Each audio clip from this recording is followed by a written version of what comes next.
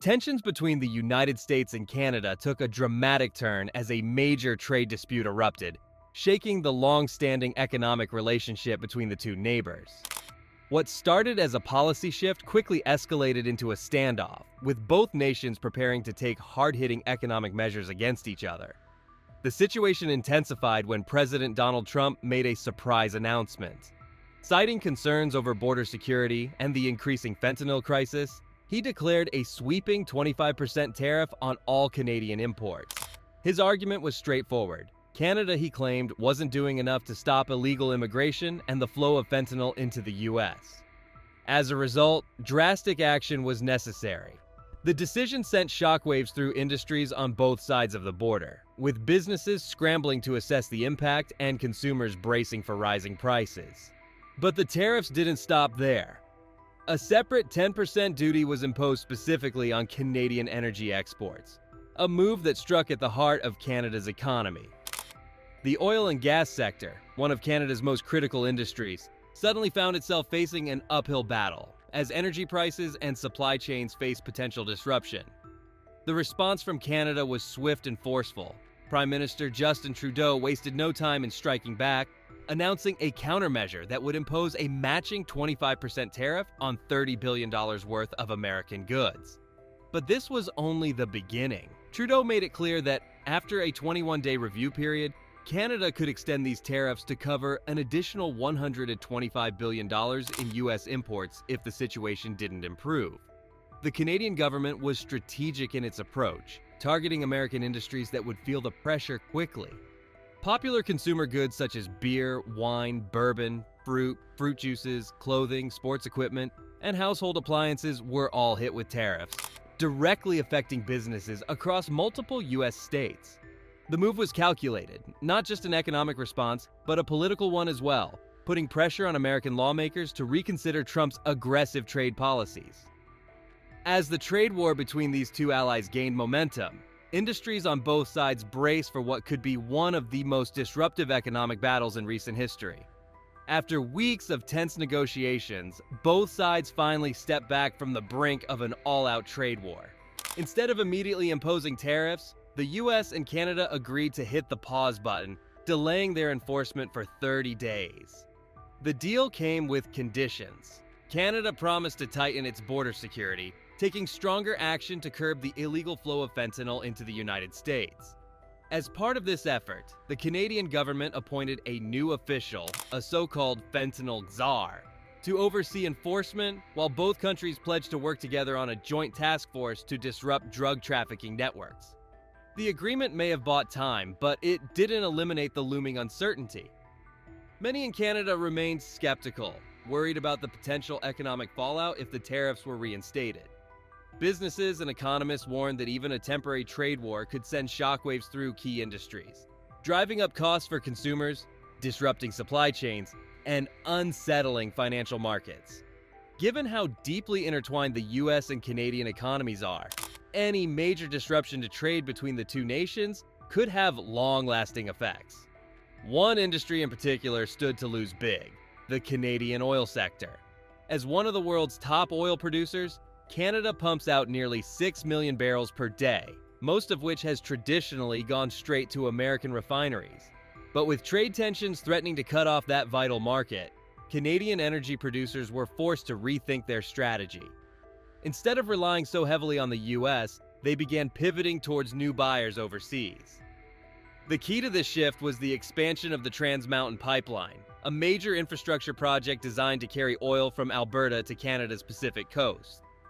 Completed in mid-2024, the pipeline nearly tripled its previous capacity, allowing 890,000 barrels of crude to flow westward every day.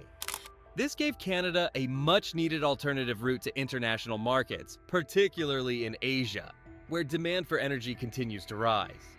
The results were already starting to show. Countries like China, Japan, and South Korea began ramping up their imports of Canadian oil, with shipments increasing steadily in the latter half of 2024. In particular, Chinese refiner Ronggang Petrochemical secured multiple cargoes of heavy crude, signaling a growing appetite for Canada's oil as an alternative to traditional suppliers. With global energy markets shifting, Canada found itself in a position where it could no longer rely on its neighbor to the south. It had to establish new trade relationships to secure its future. Canada is making big moves to reduce its dependence on the United States, shifting its focus toward a more diverse range of trading partners. With economic uncertainty looming and trade disputes on the rise, the country has begun rethinking how and where it sells its most valuable resources, especially oil. Over the years, Canada's oil industry has seen remarkable growth, largely thanks to its vast oil sands reserves in Alberta.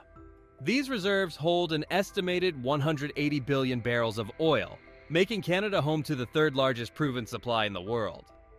As global demand for energy continues to rise, Canada has solidified its position as one of the top oil producers, ranking just behind Russia, Saudi Arabia, and the US. Production has steadily increased, with daily output jumping from 4.7 million barrels in 2019 to 5.76 million barrels by 2023. A significant portion of this comes from Alberta's oil sands, a crucial part of Canada's energy sector that fuels both domestic consumption and international exports. But while the economic benefits are undeniable, not everyone is on board. Environmental concerns have sparked intense debate over Canada's continued investment in fossil fuels. Critics argue that projects like the Trans Mountain Pipeline expansion contradict the country's commitment to fighting climate change. With ambitious emission reduction targets and a national carbon tax in place, the government has tried to balance economic growth with environmental responsibility. However, as oil production ramps up, so do questions about whether Canada can truly meet its climate goals while continuing to invest in fossil fuel infrastructure. Amid ongoing trade tensions with the US, Canada has been quietly building stronger economic ties elsewhere, particularly with China. As the world's second-largest economy, China has become an increasingly important trading partner, second only to the US.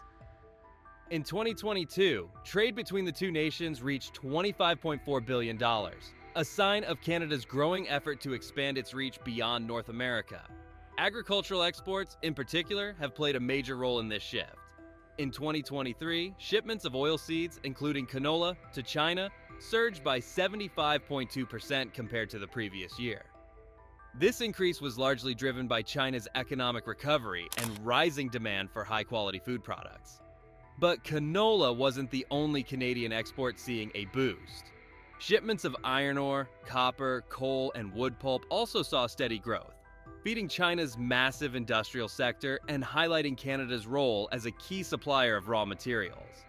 Even with trade expanding, challenges remain.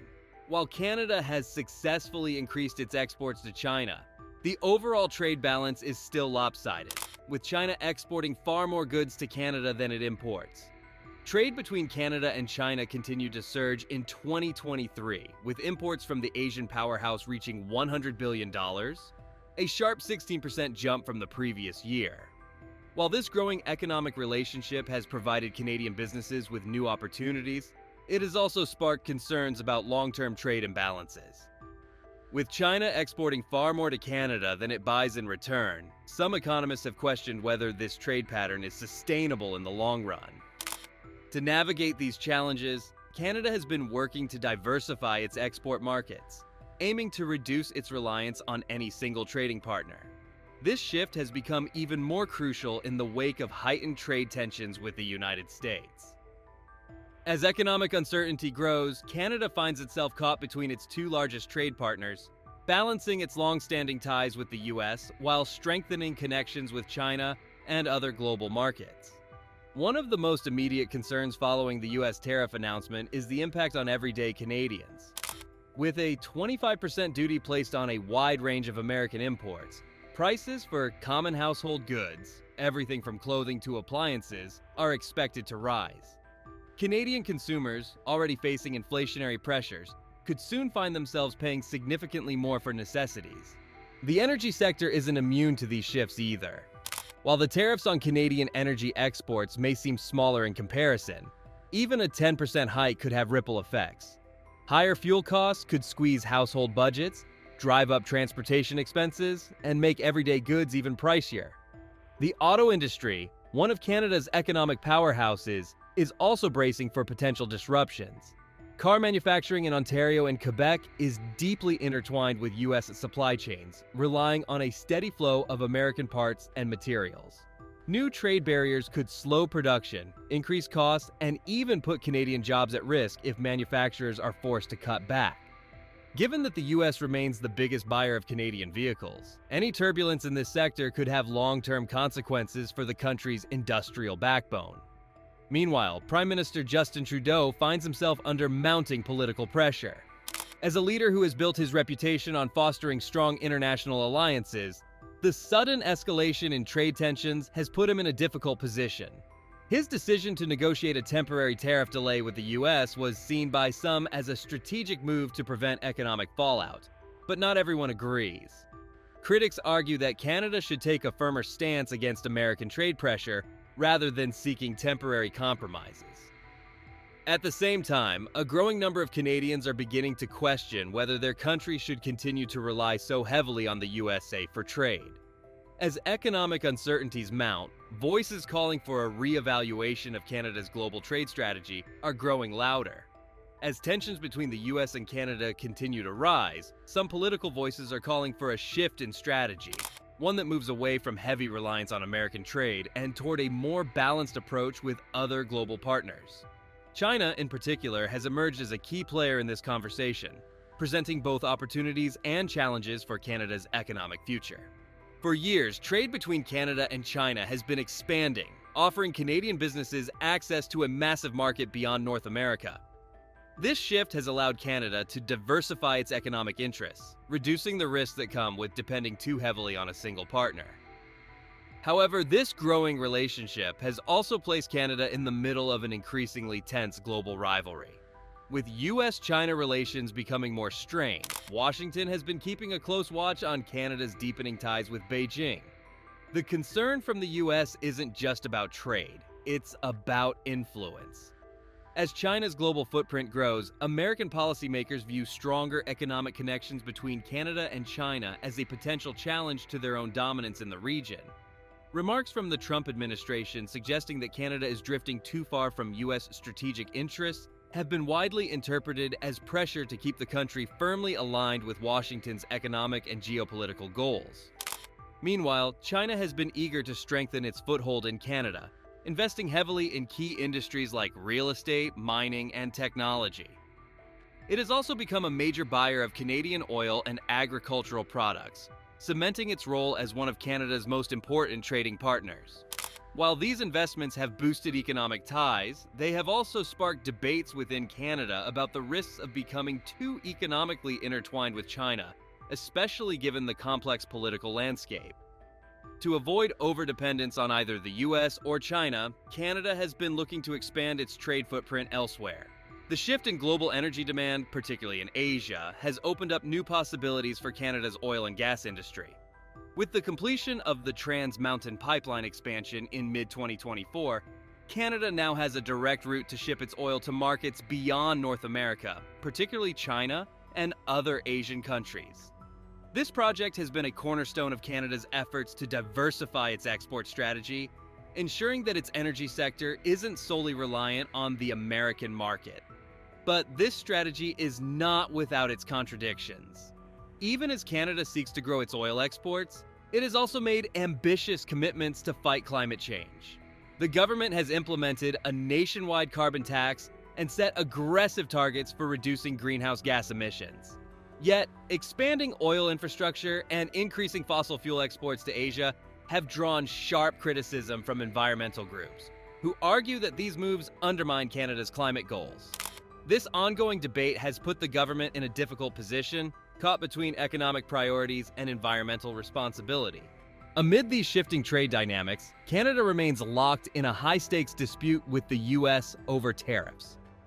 As of February 2025, negotiations between the two countries are ongoing, with both sides working to find a resolution before the new tariff deadline.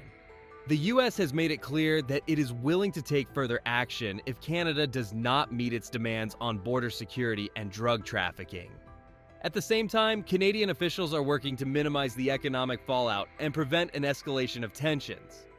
For now, the delay in tariff enforcement has given both countries a temporary reprieve, but the larger issues remain unresolved. Questions around fentanyl trafficking, border security, and trade imbalances continue to dominate discussions, leaving Canada in a precarious position.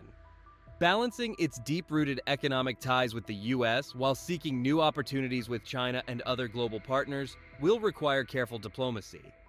At the same time, Canada must address its own internal debates, as political divisions over trade policy continue to grow. The outcome of these negotiations will not only shape the future of US-Canada relations, but also define Canada's place in the evolving global economy.